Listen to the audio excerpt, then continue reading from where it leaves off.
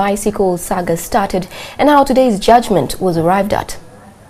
It all began in November 2010. Pereza Hawe, the State Minister for Local Government, announced that a total of 70,000 LC1 and LC2 chairpersons would get bicycles by February 2011. Now, in accordance with the Public Procurement and Disposal Act, the Contracts Committee approved the evaluation report that recommended the award of the contract to Airtel, Aman Industry Tools and Equipment. The company had emerged the most technically compliant and responsive. It was also the lowest bidder. On November 25, 2010, the Solicitor General wrote to John Kashaka advising that the contract had been cleared for signature.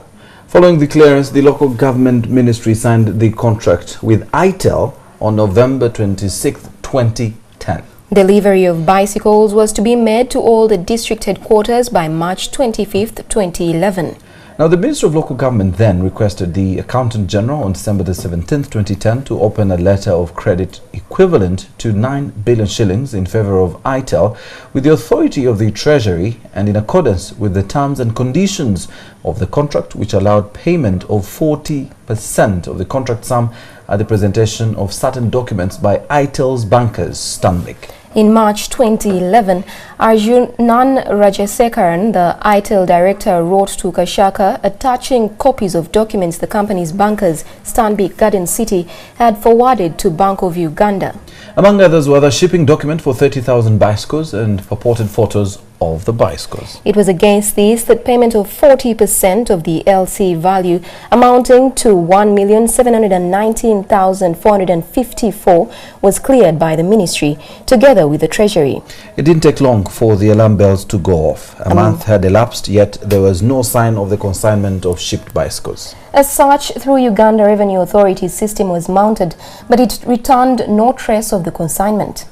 Some days later, the local government ministry received an email from ITEL explaining the delay with a promise to deliver at the earliest time possible. The director also requested the government to grant the company 4 months within which to fully meet the conditions in the contract and to bring it to a logical conclusion. A pledge was then made for the shipping consignment to begin arriving at Mombasa port by the first week of June 2011, while the entire shipment of 70,000 bicycles would be completed by the end of July.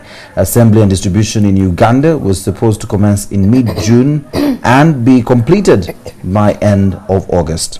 However, by the end of August, ITEL had not delivered the bicycles. In any case, the Minister of Local Government had on July the 7th terminated the contract upon being advised by the Solicitor General to that effect.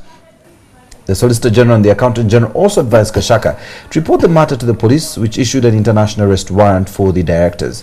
Now, in October 2011, the Bank of Uganda denied any negligence on its part, saying it diligently carried out its duties and obligations.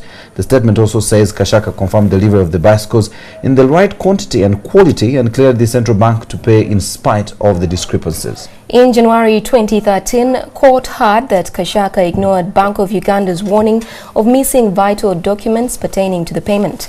The Accountant General said the loss was not caused by Bank of Uganda, but instead by Kashaka, Principal Accountant Henry Bamutura, and the internal audit, because they claimed that the bicycles had been delivered, yet that was not the case. Kashaka was today found guilty of causing financial loss.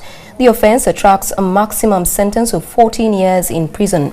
5 others, the Principal Accountant Henry Bamutura, the Principal Procurement Officer Robert Mwebaze, the Assistant Commissioner Policy and Planning Sam Emorut Erongot, Timothy Musherure and Adam Aluma were convicted of abuse of office and neglect of duty.